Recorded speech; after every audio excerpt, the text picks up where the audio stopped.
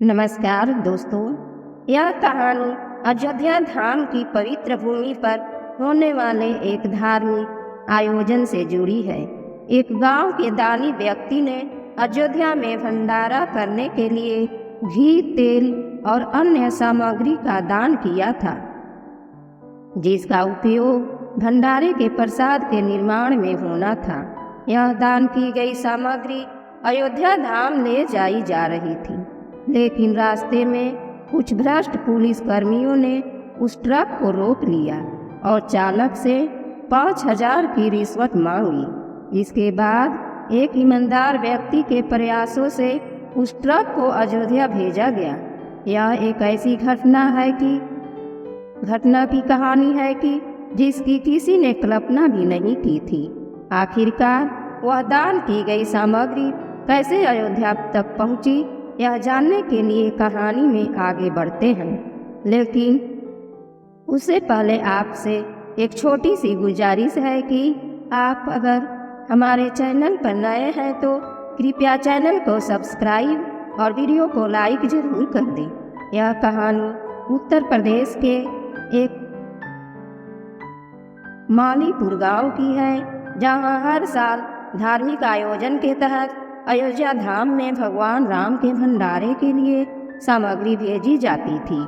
इस साल भी गांव के लोगों ने मिलजुल कर दाल, चावल, तेल, घी और अन्य कई वस्तुओं का दान किया गया था, जिसे अयोध्या भेजा जाना था।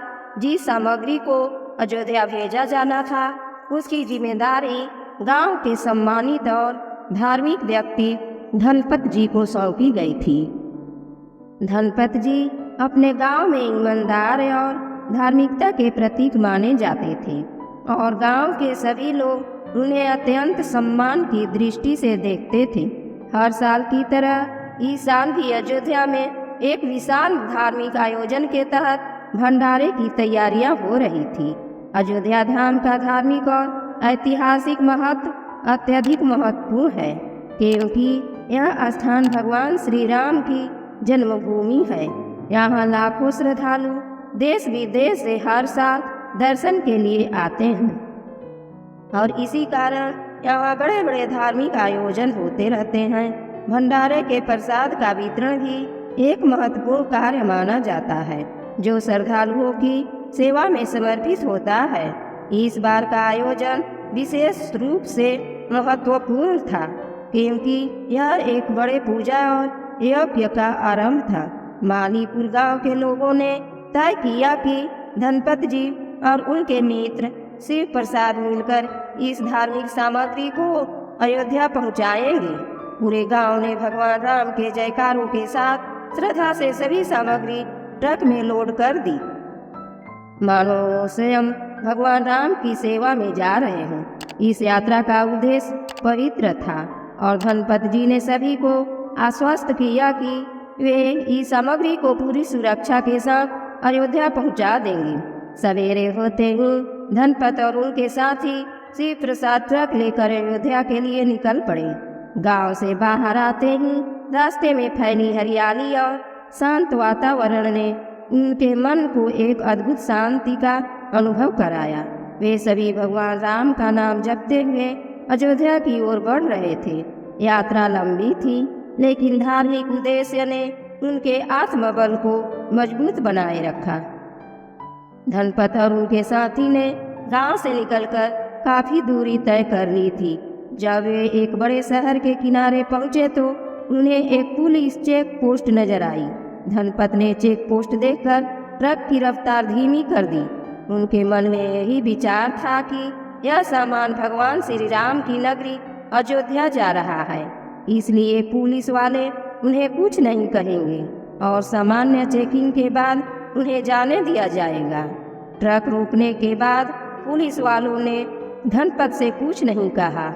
वे सीधे ट्रक के पास गए और उनके अंदर झांक कर देखने लगे। जब पुलिस वालों ने ट्रक के अंदर देखा कि उसमें दाल, चावल, चीनी, घी और अन्य सामग्री भरी हुई है, तो उन्होंने धनपत से पैसे ऐंठने का विचार बना लिया। वो सोचने लगे कि यह एक सुनहरा मौका है जो बार बार नहीं मिलेगा और चूंकि धनपत गांव का आदमी है, वह डर कर पैसे दे देगा। उन्होंने धनपत से कहा, तुम्हारा ट्रक ओवरलोड है, तुम्हें इसका जुर्माना भरना पड़ेगा।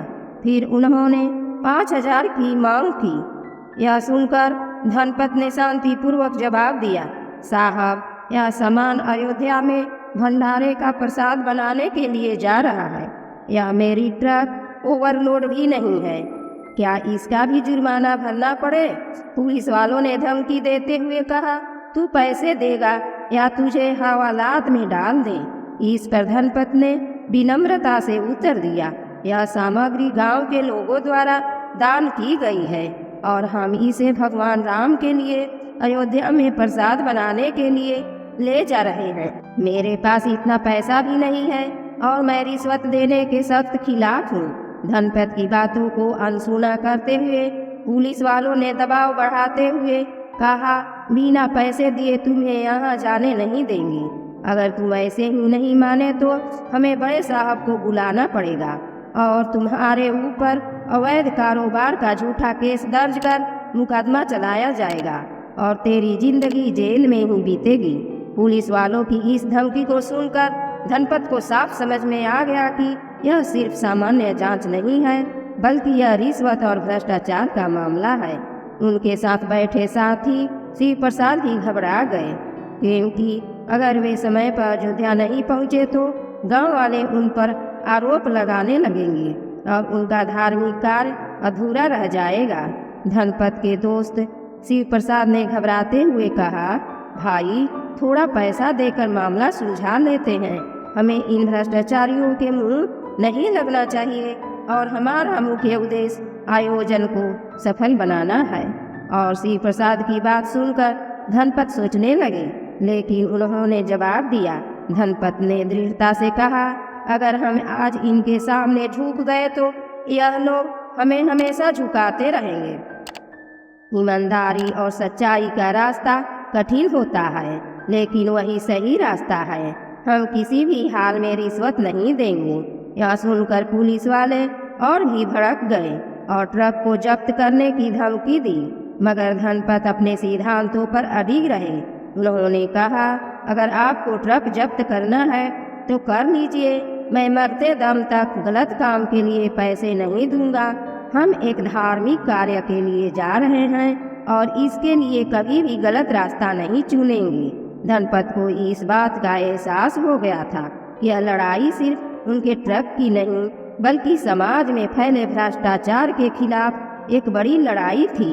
धनपत ने सोचा कि अगर वे आज रिश्वत देंगे तो भविष्य में यह भ्रष्ट अधिकारी और भी गरीब लोगों से पैसे लूटते रहेंगे। इसलिए उन्होंने अपनी मजबूती बनाए रखी।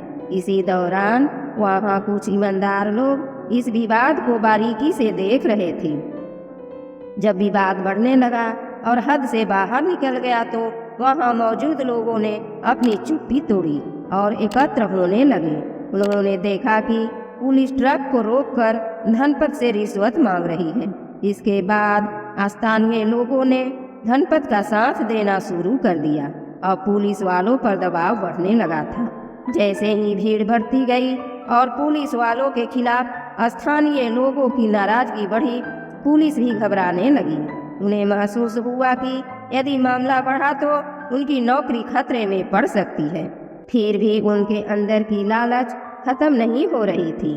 पुलिस वाले सोच रहे थे कि कुछ समय बाद यह स्थानीय लोग अपने अपने काम पर चले जाएंगे और तब वे ट्रक वाले से पैसे वसूल लेंगे। इसी बीच एक स्थानीय व्यक्ति ने चुपके से धनपत का मोबाइल मांगा और एक स्थानीय पत्रकार को वहां हो रही घटना की पूरी जानकारी दे दी। पत्रकार कुछ ही समय में घटना स्थल पर पहुंच गया और पहुंचते ही उसने तुरंत उन पुलिस वालों से सवाल पूछना शुरू कर दिया। पुलिस वालों को पत्रकार का बात से कोई फर्क नहीं पड़ रहा था। वे सोच रहे थे कि कुछ पैसे देकर नेताओं को मामला रफा दफा कर देंगे, लेकिन कहते हैं ना, जब कोई सच्चा इंसान मुसीबत में फंसता है तो भगवान ही उसे उस संकट से निकालते हैं। तभी उस रोड पर सैकड़ों गाड़ियों की लंबी कतार नजर आई। पुलिस वाले समझ नहीं पा रहे थे कि यह किसकी रैली आ रही है। जब सभी गाड़ियां थोड़ी और नजदीक आई तो हेडक्वार्टर से खबर आई कि वहां एक बहुत बड़े पदाधिकारी की गाड़ी आ रही है। उन्हें बताया गया कि उनकी सुरक्षा के लिए तैनात रहना है, लेकिन उन पदाधिकारी का नाम नहीं बताया गया। तभी सभी गाड़ियां चेक पोस्ट पर रुक गई। गाड़ी के अंदर से योगी जी ने देखा कि चेक पोस्ट पर इतनी भीड़ क्यों लगी है, तो वे खुद गाड़ी से बाहर निकले और उस भीड़ में जाकर पूछताछ करने लगे।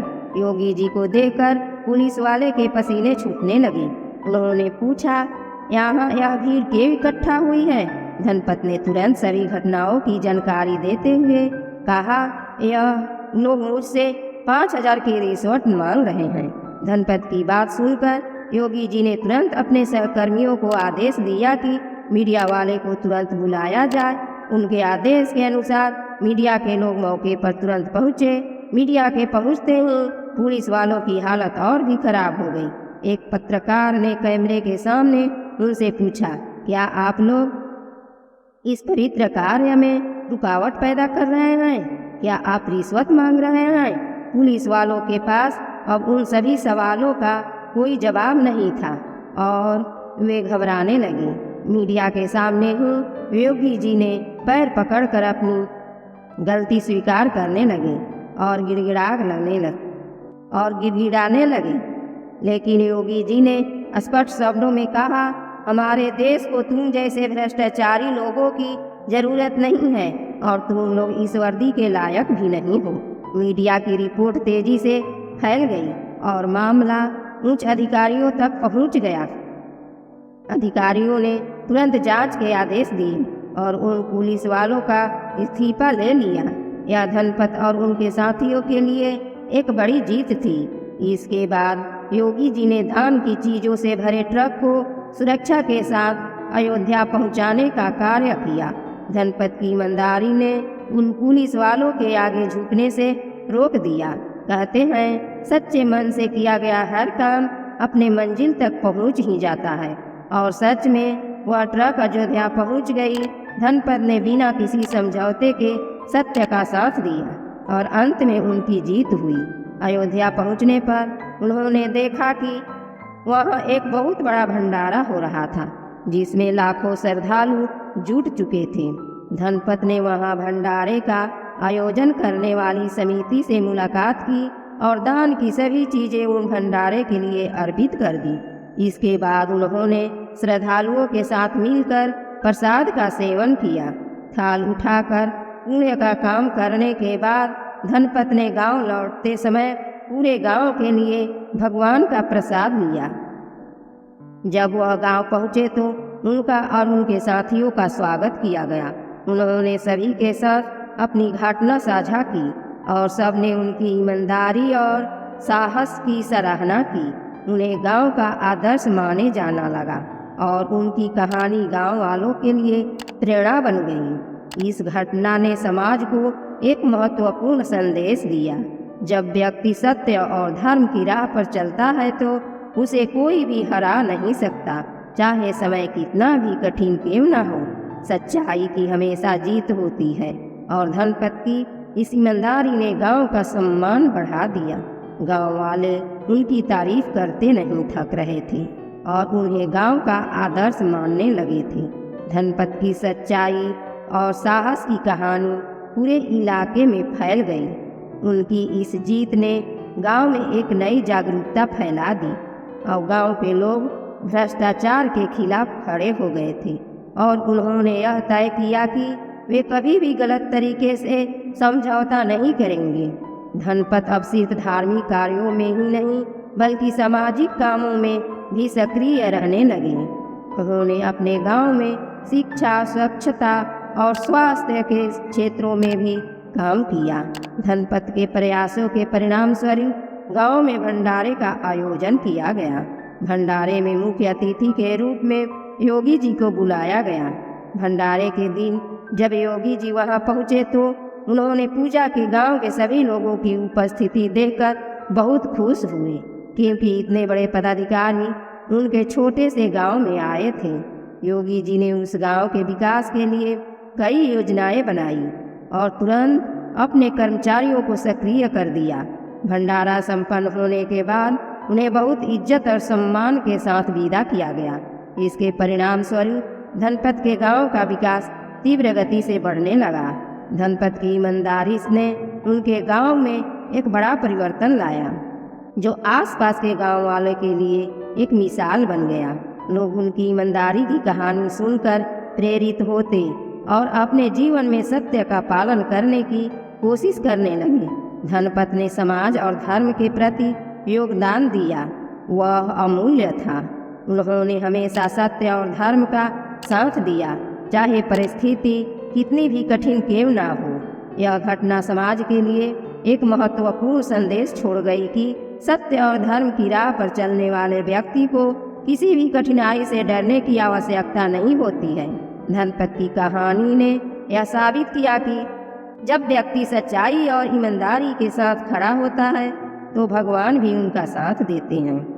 मैं यह भी कहना चाहूँगी कि सभी पुलिस अधिकारी भ्रष्ट नहीं होते। कुछ लोग हैं जो पुलिस विभाग को बदनाम कर रहे हैं। दोस्तों, इस कहानी का उद्देश्य किसी व्यक्ति, जाति या धर्म की भावनाओं को ठेस पहुंचाना नहीं है। कृपया बताएं कि आपको यह कहानी कैसी लगी। अपने विचार कमेंट करके ज़रूर शेयर करें। अगर आपको वीडियो पसंद आई हो तो इसे लाइक करें और चैनल को सब्सक्राइब करना ना भूलें। अब मिलते हैं अगली कहानी के साथ। तब तक के लिए जय हिंद, वंदे मातरम। धन्यवाद।